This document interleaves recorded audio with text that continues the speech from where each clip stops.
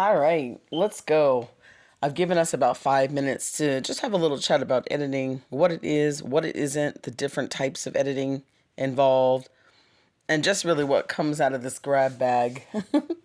I've been helping people self publish since 2004, and I started out as an editor first and foremost. That's where my professional training was in. I actually picked up graphic design along the way. I started that really in my 20s when I started my resume service because I love to make things pretty. So it all came together into all of the skills needed to create a book. So typography is a whole other topic, which I could talk about forever. But let's talk about editing. Once you've done your book, once you've created your book, once you've written your book, which first of all, congratulations, that's a feat in itself. So many people talk about they're going to produce a book, but they never do. It's really a small amount of people, surprisingly enough, that complete one. You'd think that it's more considering all the people that have always said, I really want to do that. But it's work. It's not something that's going to necessarily be something easy to do, and that's why not everyone does it. So again, congratulations. So there are different levels of editing, just like there are different levels of everything else. A lot of people confuse proofreading with editing. Proofreading is basically looking for simple mistakes, errors in spelling, punctuation, things like that. We call that line editing. So line editing and proofreading are basically on par. Then you have another level called copy editing. So the copy editing aspect is going to be really looking at it, exploring it as a whole.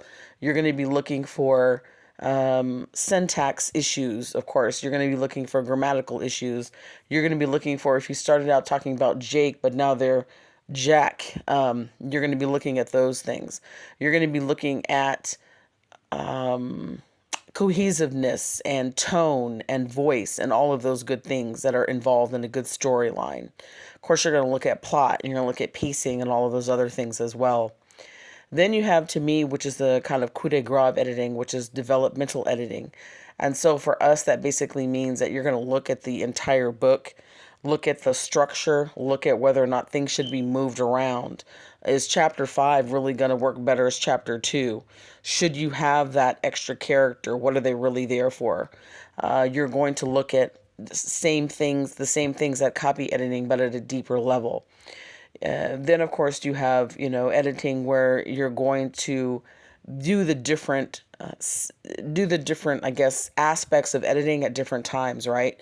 So line editing, proofreading, to me, is really the last thing that someone would do in the process once you've done all of the big editing and moving stuff around. It's kind of like, to me, when you're building a house, you're looking at the foundation, then you're looking at framework, then you're looking finally at, once the house is built, you're going to look at cleaning up things. You're going to look at cleaning up the sawdust and all that good stuff and making it pretty, right?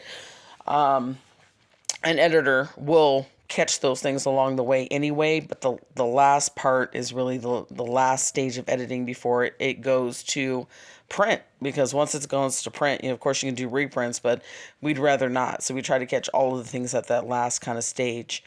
The problem is when people hire a proofreader who isn't an editor, at least at the copy editing stage or the developmental stage, because what you're going to get is a superficial edit, and they're not going to catch some of those other things that really need to be handled and looked at to provide a cohesive structure.